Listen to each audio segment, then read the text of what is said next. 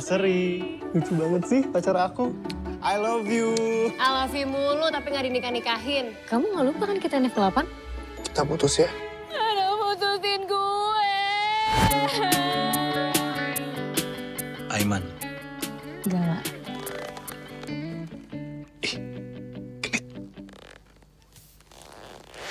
Selamat malam, Mbak. Mbak tahu sudah melanggar ganjil genap. Saya nggak melanggar, Pak. Tapi di jam saya masih jam 9 kurang 2 menit, Mbak. Saya nggak tahu kenapa jam kita beda, Pak. Mbak malu, Mbak, dilihatin orang, Mbak. Bapak gitu aja malu. Saya lebih malu lah, Pak. Pacar 8 tahun aku gitu aja.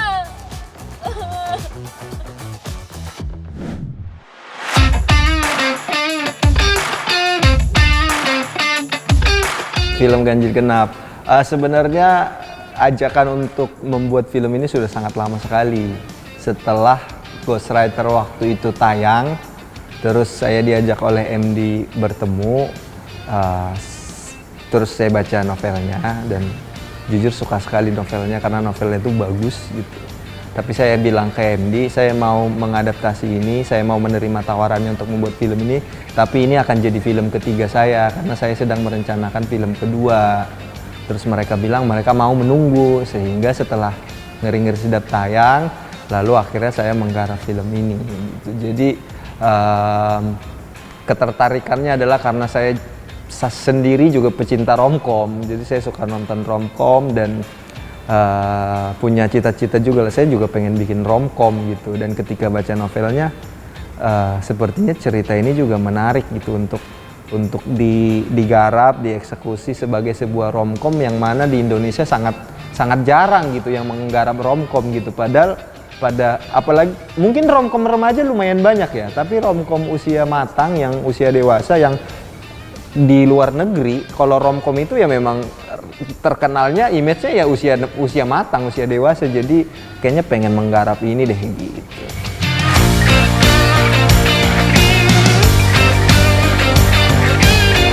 Sebenarnya belum baca, yang pernah saya baca adalah novel keduanya Almira Bestari yang judulnya Resign. Itu saya baca, itu juga menurut saya lucu. Terus karena tahu Almira Bestari juga yang menulis Ganjil Genap ini, oke, saya mau baca deh. Saya suka novel keduanya ternyata itu. Terus saya baca Ganjil Genap dan suka gitu. Jadi membaca memang karena ditawarin gitu. Tapi saya udah tahu Almira Bestari sebelumnya.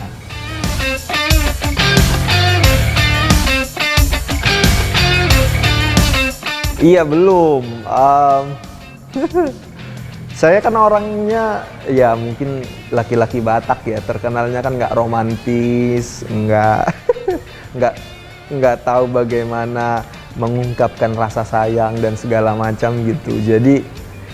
Jadi film ini justru membuat saya jadi belajar itu gitu. Jadi memahami bagaimana sih membuat adegan yang romantis, membuat nanti penontonnya ikut senyum-senyum sendiri gitu, ikut merasa kasmaran dan segala macamnya gitu. Jadi berusaha mengulik itu sih, dan itu adalah proses yang seru dan menyenangkan gitu, karena akhirnya nontonin romcom lagi, terus ngelihat kalau adegannya bisa bikin saya senyum-senyum, itu saya jadi pikir kenapa saya senyum ya gitu, apa yang bikin saya jadi tertarik atau terikat dengan adegannya sehingga respon yang saya alami itu begini gitu. Dan itu akhirnya berusaha di breakdown di kepala dan diaplikasikan di dalam film Ganjil Genap gitu.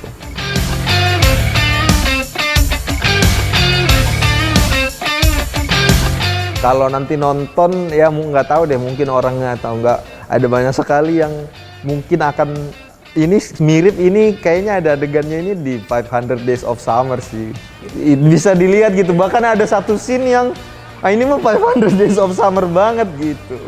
Itu sih, itu romcom favoritku sih sampai sekarang.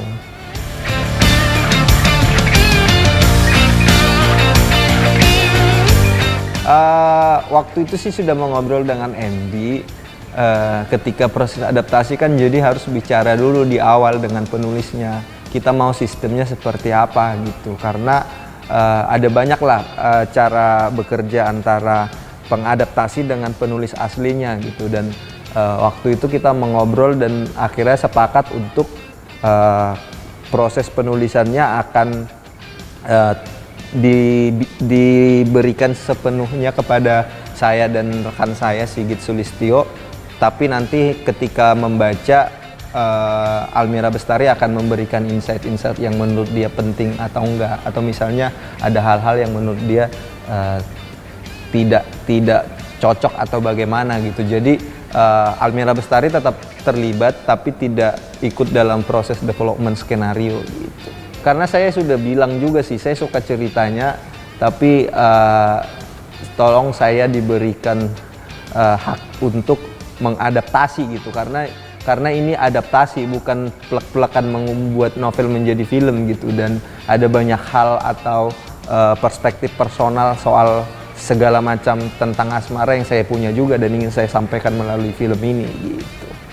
Jadi menyenangkan lah membuat novel ini, mengadaptasi, sehingga niatnya untuk membuat apa yang ada di dalam novel ini tuh upgrade gitu ketika nanti menonton filmnya gitu.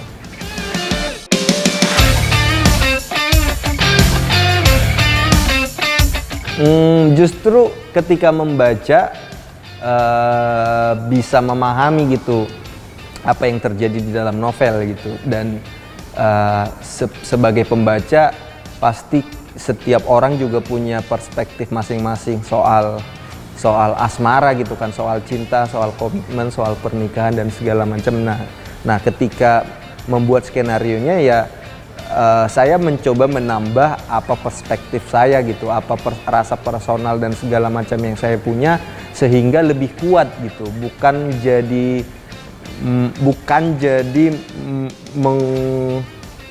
jadi bertentangan dengan apa yang ada di dalam novel gitu. Jadi ketika saya udah membaca novelnya, oh ya saya setuju dengan perspektif ini, tapi akan saya tambahin perspektif personal, sehingga ini apa yang ada di dalam novel ini menjadi kisah yang lebih kuat dan dalam gitu sih. Jadi berusaha novelnya membuat kerangkanya, nah saya berusaha plating dengan segala macam perspektif tadi, sehingga kerangka dan hasil jadinya itu tuh benar-benar menyenangkan gitu untuk ditonton gitu sih.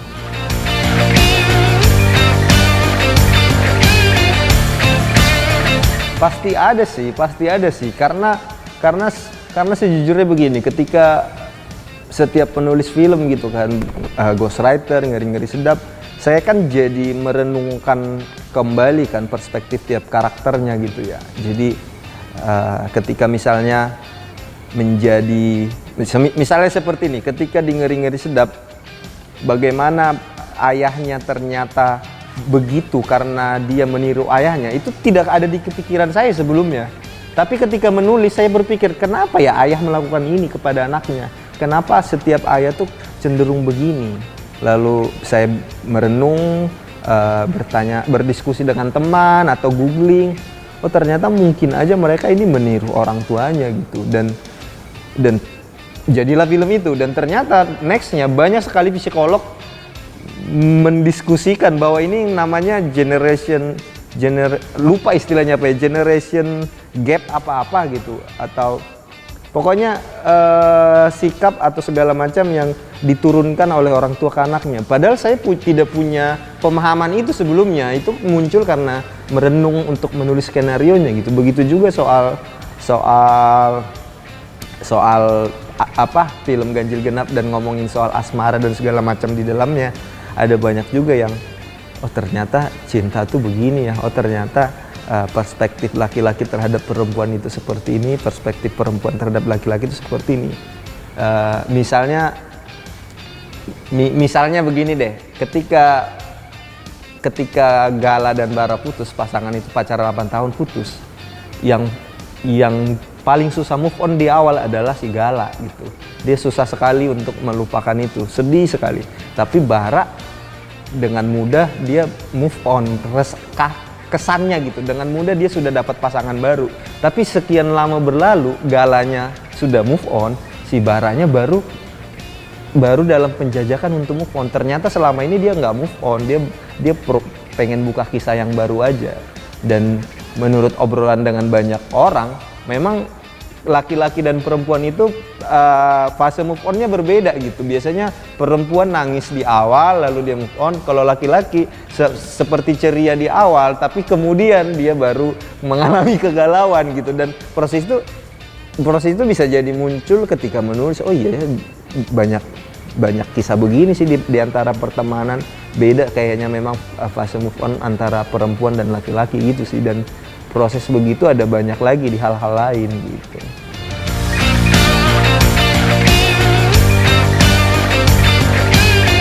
Kebetulan sih yang menyenangkan adalah ada banyak perspektif yang sudah di-capture dengan baik oleh novelnya gitu. Jadi ketika membaca novelnya aku sudah bisa membayangkan apa yang ada di dalam isi kepala karakternya gitu. Tapi tentu saja perlu referensi lain kan. Jadi yang saya tanya juga pacar saya tanya bagaimana ketika dia dulu putus dengan mantannya, apa yang ada di kepalanya, apa yang dia pikirkan dan segala macam, apa yang dia lakukan. Lalu dia juga punya teman yang udah pacaran lama, terus putus, terus sudah akan menikah dengan pacar barunya. Lalu saya suruh pacar saya untuk ngobrol dengan dia, tanyain dong ada apa sih isi kepalanya ketika dia misalnya putus lama, terus apa yang kesedihan seperti apa yang dia pikirkan, apa yang dia bayangkan, apa yang dia renungkan. Lalu ketika ketemu pasangan baru dan berencana menikah, apakah dia ada rasa khawatirnya, ada ragunya, apakah ada sesuatu di dalam kepalanya yang perlu dipertimbangkan gitu. Jadi berusaha mencari insight, siapa tahu ada hal baru, perspektif baru yang ternyata menarik dan bisa dimasukkan ke dalam filmnya gitu.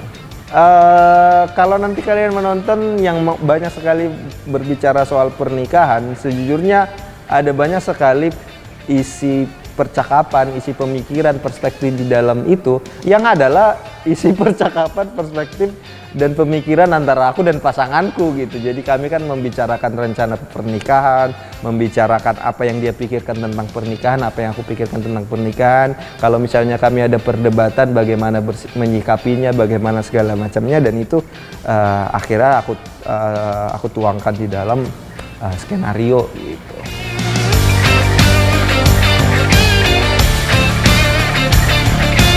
Pasti ada sih ya. Justru salah satu yang membuat saya mengambil pekerjaan ini juga adalah karena dua film sebelumnya itu original. Jadi ada apa ya bilangnya, semacam stereotype bahwa film adaptasi itu tuh kan sangat susah untuk dilakukan gitu, karena ada banyak sekali isi kepala pembacanya yang bisa jadi kita tidak mengerti apa yang mereka bayangkan, dan ketika kita membuat film adaptasi itu semua bertabrakan dengan apa yang mereka ekspektasikan gitu. Dan itu juga yang membuat saya kayak ya udah deh, mau coba deh, ini juga tantangan menarik gitu. Dan pasti ada ketakutan itu, tapi yang saya lakukan selama pembuatannya adalah tetap fokus bagaimana membuat novel ini menjadi film, tapi secara isi, secara perspektif, secara cerita dan segala macamnya upgrade gitu. Jadi bagaimana intinya mengambil ceritanya, mengambil rohnya dan membuat ini menjadi film, tapi ada banyak aspek yang upgrade sehingga saya sendiri puas dan harapannya pembacanya juga nggak kecewa gitu.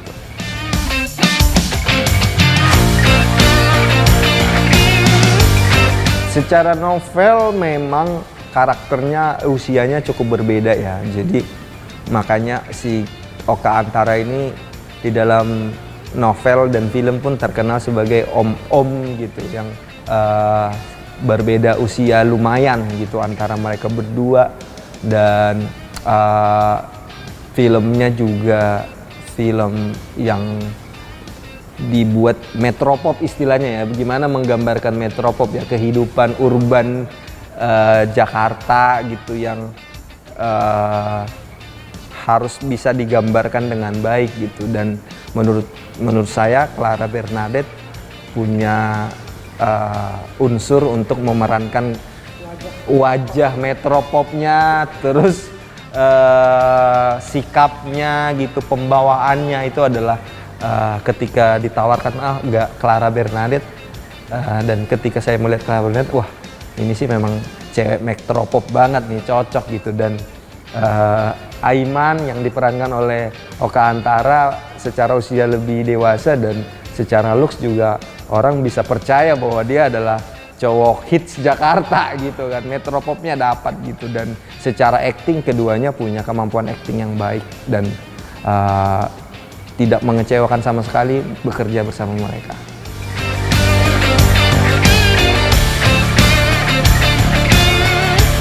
Sejujurnya memang setiap karya pasti menghasilkan pro dan kontra, dan saya sudah berkarir berapa tahun ya?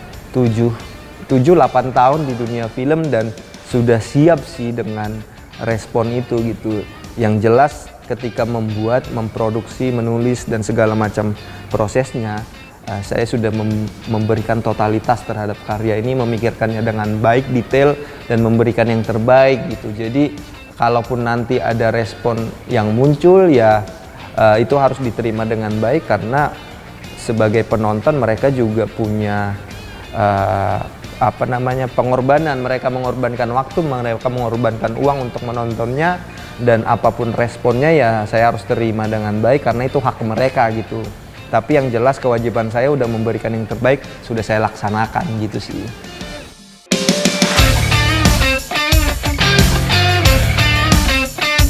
Ya betul, ketika membuat Ngeri-Ngeri Sedap itu kan sebuah persembahan untuk daerah saya gitu, cukup lokal gitu. Dan ketika ditawarkan membuat Ganjil Genap, saya juga merasa wah ini film akan sangat Jakarta dengan segala macam problematikanya, dan saya berpikir ini akan sebuah persembahan saya untuk Jakarta gitu. Dan nanti kalau teman-teman menonton bisa melihat bahwa Jakarta juga punya banyak sudut-sudut yang sangat indah gitu dan menyenangkan. Dan kalau ditanya apa hal-hal yang ternyata Jakarta begini ya itu sudut-sudut indahnya ternyata banyak gitu. Karena saya sudah bilang, maksudnya kalau kita melihat film yang mencoba mengcapture betapa Jakarta itu punya banyak tempat yang grassroots gitu ya, yang range-nya agak di bawah, itu kan lumayan banyak yang mengcapture itu. Tapi film romcom dengan metropop itu kan mencoba mengcapture sudut-sudut indahnya gitu, dan mungkin orang berpikir di Jakarta di mana nyari-nyari yang begitu gitu. Dan saya mencoba mencari titik-titik seperti itu, dan ternyata Jakarta punya banyak titik-titik seperti itu yang mungkin belum dieksplor gitu. Seperti misalnya nanti yang scene yang sangat 500 Days of Summer di taman kota gitu, ketika nemu lokasi itu gila ya, Jakarta punya sudut ini ya. Selama ini sebelum syuting nggak tahu gitu. Bahkan setelah menemu set itu saya bilang ke pacar saya, ayo jalan ke situ ya, tempatnya bagus ternyata gitu. Jadi harapannya sebuah persembahan untuk Jakarta, orang bisa melihat Jakarta itu punya range yang sangat luas di dalam di dalam segala macamnya lah, dari baik kehidupan, tempat dan segala macam. Jadi kalau orang-orang mau melihat hal-hal yang indah, menyenangkan, tempat-tempat yang mungkin tadinya belum sempat tereksplorasi oleh orang banyak, harapannya film ini bisa menggambarkan itu, dan orang bisa memahami bahwa Jakarta itu nggak sekedar kota yang keras, kota yang sembraut dan segala macam, ada banyak perspektif lain kok gitu.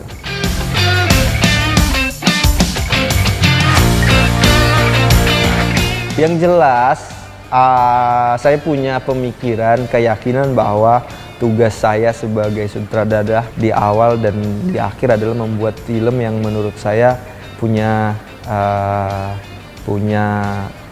kualitas gitulah ya. Jadi saya mencoba memberikan yang terbaik dalam setiap prosesnya gitu.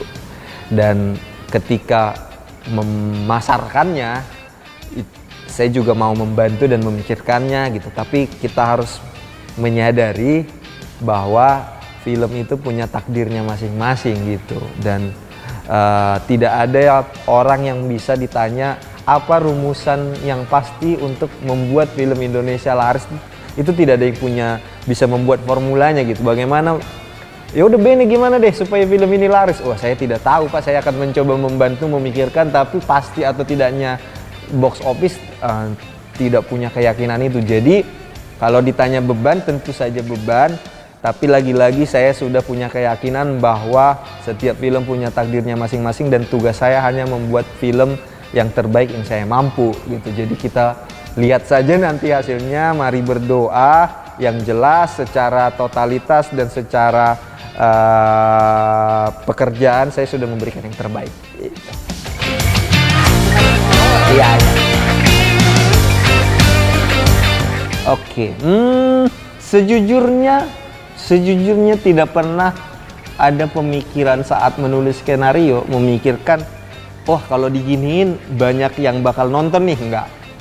Tapi sebagai penulis saya mencoba memang untuk memberikan rasa atau mencoba membuat sebuah cerita yang rasanya akan banyak dimengerti oleh orang gitu. Jadi kalau ketika membuat story, yang selalu saya di kepala saya adalah oke, bagaimana supaya story ini relate kepada banyak orang, dimengerti banyak orang, orang-orang simpati dengan ceritanya, simpati dengan karakternya.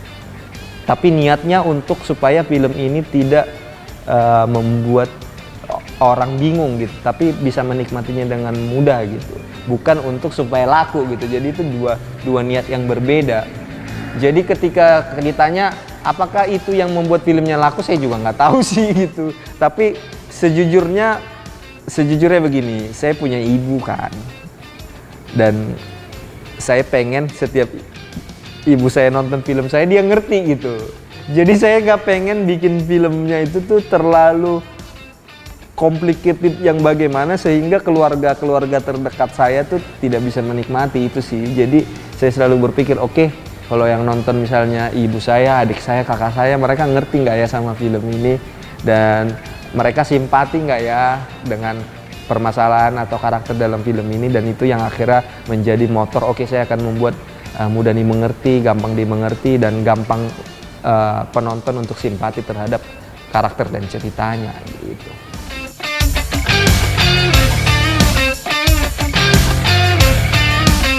Sejujurnya saya juga khawatir ya. Yang saya khawatirkan bukan terkait jumlah penonton ganjil genap, tapi bagaimana nasib film Indonesia ke depannya gitu. Karena kita harus akuin setelah pandemi muncul sebanyak sekali OTT. Dan OTT itu relatif lebih mudah untuk penonton mengaksesnya. Dia tidak perlu ke bioskop, dia bisa membayar misalnya 2 atau 3 kali tiket bioskop, tapi dia bisa nonton banyak sekali tayangan. Dan katanya experience menonton di OTT tidak bisa dibeli hanya dalam film horor. Karena ketika nonton film horor ada atmosfer, ada sound yang besar, ada layar yang besar, dan ada rasa takut yang kalau kita nonton di OTT itu tidak bisa kita dapatkan. Itulah kenapa menurut keyakinan banyak orang, kenapa di masa setelah pandemi film horor lah yang punya pasar di Indonesia gitu. Dan tahun lalu dari mungkin 15 lebih film Indonesia yang box office, ya hanya 4 yang bukan horor kalau nggak salah saya hitung ya. Hanya 4 film yang bukan horor. Dan sejujurnya saya tidak punya kemampuan, saya tidak punya referensi dan insting untuk membuat film horor yang bagus, untuk membuat film horor yang bagus, yang keren, yang berkualitas gitu. Jadi saya khawatir kalau nanti yang saya khawatirkan adalah kalau nanti film horor hanya film horor yang terus melaju, ya saya mau nggak mau harus bikin film horor dong gitu. Dan itu kekhawatiran, makanya berusaha bagaimana memikirkan, membantu dan mendukung supaya Indonesia filmnya itu di bioskop berwarna, tidak hanya horor aja, supaya tawaran-tawaran pekerjaan yang datang juga tidak hanya horor gitu. Dan sebenarnya saya senang ketika dulu tahun lalu Ngeri-Ngeri Sedap berhasil memberikan dampak di industri film Indonesia, dan kesegaran lah gitu, angin baru lah. Dan ketika nanti saya ingin membuat film lain, yang genrenya bukan horor, produser punya kepercayaan, penonton punya kepercayaan sehingga warna-warna baru bisa terus hadir. Itu sih yang paling dikhawatirkan itu sih.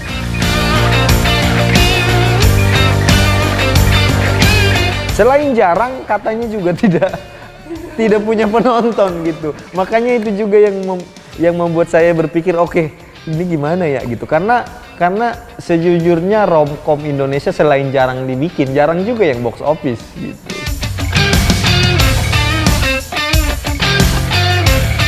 Tentu saja sudah punya rencana bikin film apa, dan seperti yang terlihat kan hampir ingin selalu mencoba genre baru walaupun nyawanya tetap komedi.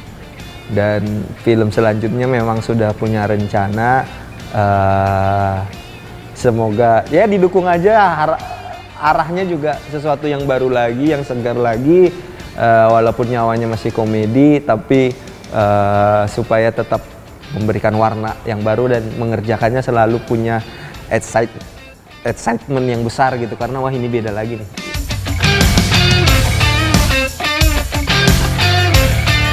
Saat ini sih belum, kayaknya nggak tahu kenapa ya, kayaknya ya tapi nggak menutup kemungkinan, tapi saat ini belum ada tawaran yang masuk dan belum kepikiran bikin film serius seperti apa. Tapi kayaknya pengennya sih tetap ada komedinya sih, harapannya ya gitu. Iya, karena ilmunya ngertinya di situ. Kalau horor nggak ngerti ilmunya, kalau yang drama banget atau action nggak ngerti bikinnya gitu-gitu sih. Jadi berusaha tetap nyawa utamanya komedi. Misalnya kenapa Joko Anwar terkenal selalu bikin horor, ya mungkin dia nyamannya atau excitementnya itu muncul ketika dia membuat horor gitu. Dan setiap sutradara kan pasti punya excitingnya masing-masing. Kayak misalnya Timo selalu bikin action, ya dia suka berantem kali aslinya atau begitu-gitulah gitu. Jadi punya referensi masing-masing, kesukaan masing-masing.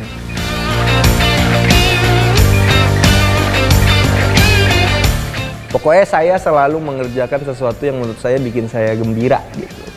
Jadi kalau pekerjaan itu tidak membuat saya gembira, biasanya saya menolaknya gitu, enggak deh gitu. Dan sejauh ini segala macam kegiatan pekerjaan itu tuh yang membuat saya gembira gitu, tidak punya beban, tidak menekan, tidak bikin stres, tidak mengerjakan sesuatu yang sebenarnya saya tidak mampu melakukannya gitu. Jadi selalu ketika ada tawaran pekerjaan dan kegiatan yang masuk, saya selalu berpikir ini bikin gembira nggak ya, ini bikin happy nggak ya. Kalau gembira, bikin happy, ayo deh kita lakukan gitu sih.